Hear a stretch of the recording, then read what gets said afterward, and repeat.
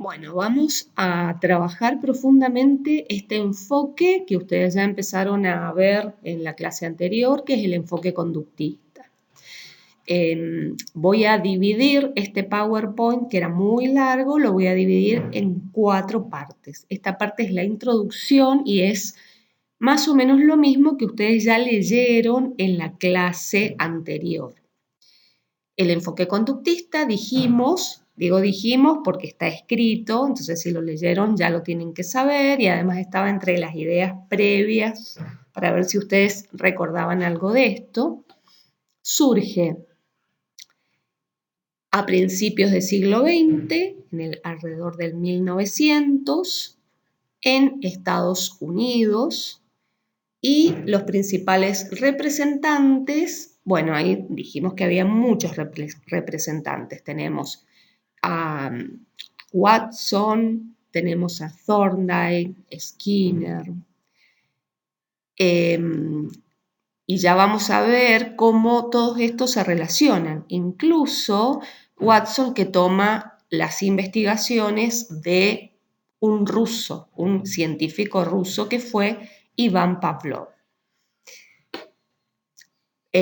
¿Cómo investigaron? Bueno, investigaban a través del laboratorio, porque para ellos era muy importante todo lo que se podía observar, comprobar, verificar.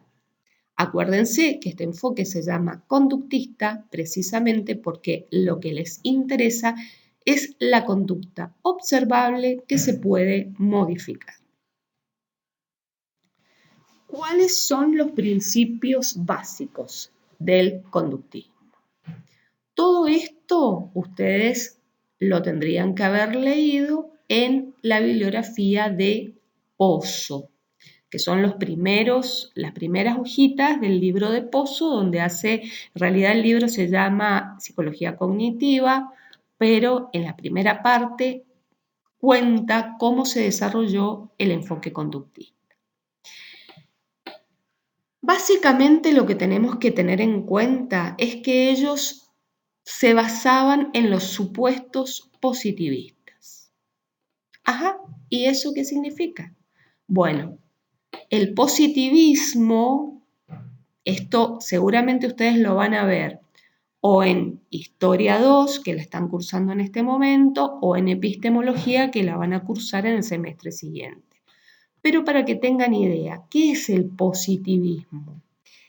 Es una teoría filosófica que considera que el único medio del conocimiento es la experiencia comprobada.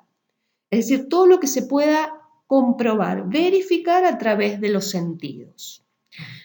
Acuérdense cuando vean a Comte en el siglo XIX, que es el filósofo que fundamentalmente postula estos principios.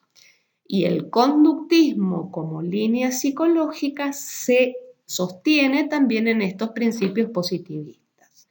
Como ya dijimos, nada que no sea observable a través de los sentidos y verificable a través de la experiencia tiene existencia para ellos. Bien, el segundo, concepción asociacionista y atomicista de la conducta. Esto es muy importante, porque al conductismo también se le llama asociacionismo. Es una palabra larga, pero ¿qué significa? Que hay una asociación de conductas que se encadenan una al lado de la otra. Hay una asociación de estímulos, como ya vamos a ver en el condicionamiento clásico, y hay una asociación de conductas y de respuestas, como ya vamos a ver en el condicionamiento operante.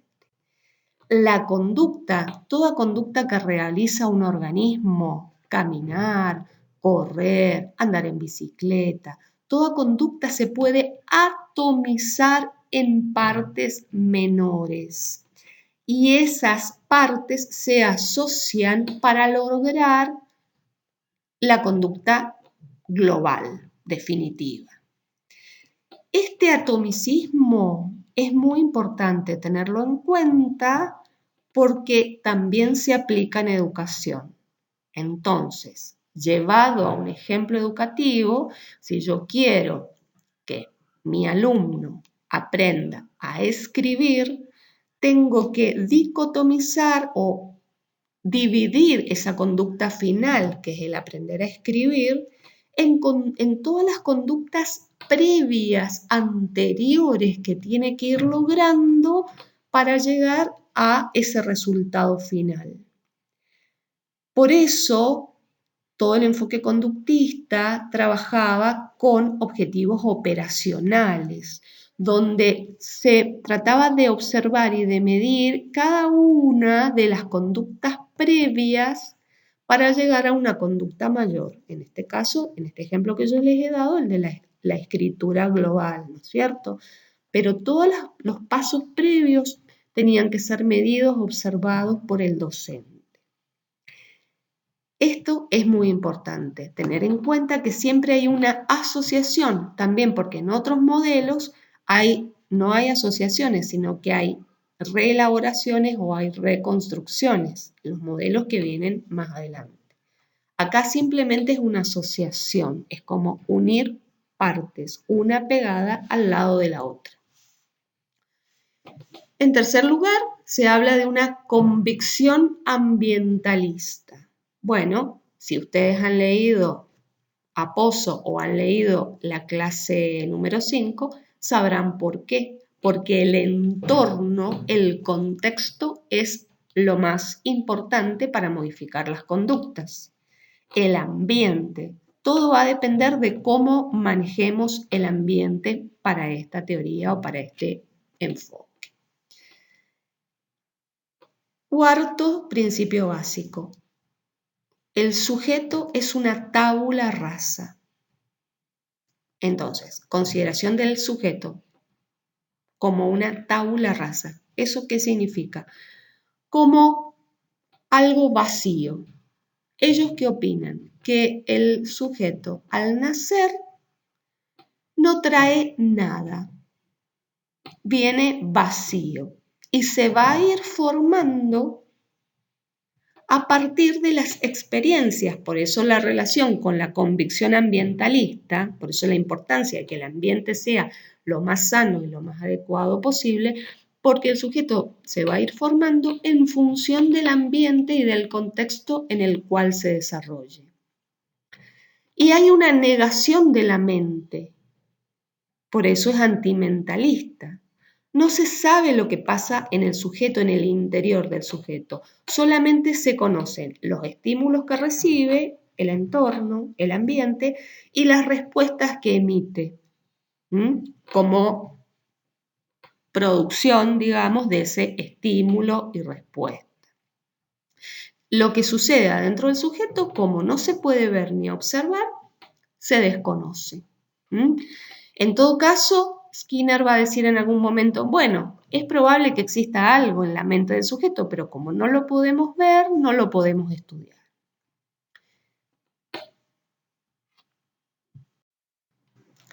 Luego tenemos la correspondencia. ¿Qué es la correspondencia? Significa que, ¿qué dicen ellos? Que los fenómenos internos, si existieran, serían o son el reflejo de los estímulos externos. Es decir, que como no se puede observar lo que pasa internamente, si existen, son el reflejo de lo que sucede en el ambiente. Esto es importante porque esto es exactamente lo contrario de lo que diría Piaget. ¿Por qué?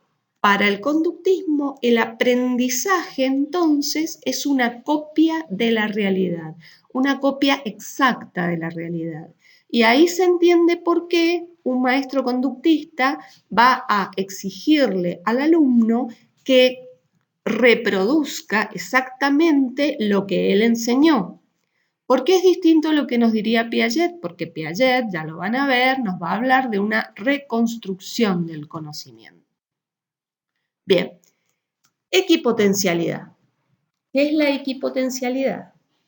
Plantea que las leyes del aprendizaje son igualmente aplicables a cualquier ambiente, a cualquier especie y a todos los individuos. Por lo tanto, las leyes y experiencias del laboratorio con animales son aplicables al hombre y explicarían su conducta con unas pocas leyes mínimas. Esto también tiene una relación directa con la enseñanza y con la educación. ¿Por qué? ¿Cuántas veces hemos escuchado decir a los profesores: ¿cómo que ustedes no lo entendieron si los del otro curso lo hicieron y lo aprendieron? Está esa idea de que las mismas leyes o los mismos estímulos aplicados a distintos individuos tienen que provocar la misma respuesta. Fíjense cuántas cosas nosotros tenemos en nuestra educación que, sin saberlo, se fundamentan en este conductismo. Y la equivalencia implica que a igualdad de estímulos se debe esperar igualdad de respuestas en diferentes sujetos. Bueno, esto también se relaciona con la equipotencialidad. La equipotencialidad nos decía: lo mismo que experimenté en los animales se va a dar en el hombre. La equivalencia me va a decir igualdad de estímulos, igualdad de respuestas en distintos sujetos. La asociación estímulo-respuesta. Ya hablamos de por qué este movimiento es asociacionista y el estímulo es lo que yo recibo del entorno, la respuesta es la conducta. Lo que pasa en el medio entre ese recibir y hacer es una caja vacía o es una caja negra, no se sabe qué es. Lo que sí se sabe es que hay una asociación para este pensamiento, por supuesto, entre el estímulo externo y la respuesta o conducta. Bien, mecanismo de adaptación de los organismos. Esto es común a todos los organismos. Acuérdense que en García habíamos hablado de las leyes o la adaptación de los diferentes organismos haciendo modificación de las conductas. Bueno, ¿qué es lo que nos dicen acá los autores conductistas? Que hay ciertos mecanismos que se dan en todos los organismos. El reflejo de orientación es la reacción de un organismo a los cambios de estimulación del ambiente. Siempre que hay un cambio en la estimulación del ambiente, el organismo reacciona. El perro que está tranquilito, durmiendo en el patio de mi casa, se siente de repente una sirena fuertísima y el perro se asusta, se levanta, por lo menos para las orejas, y en algunos casos hasta empieza a aullar, no sé cómo se dice. ¿Qué es la habituación? Es la disminución o desaparición de una respuesta, ya sea innata o aprendida, a un estímulo ambiental. Se deja de reaccionar.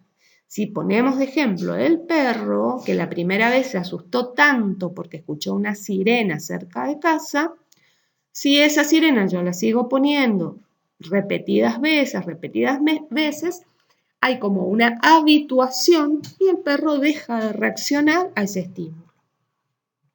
La sensibilización sería lo contrario. Cuando el estímulo, por más débil que sea, provoca una respuesta generalizada. Y entonces va a incrementar las respuestas ante estímulos que sean similares. Sí, a ver, sigamos con el ejemplo del perro ya que estamos. Ese estruendo lo ha asustado tanto. Cada vez que sienta un sonido similar a esa sirena o a ese ruido tan molesto para él, va a provocarle o va a darle el miedo similar o va a tener una respuesta similar a la que originalmente le provocó tanta reacción.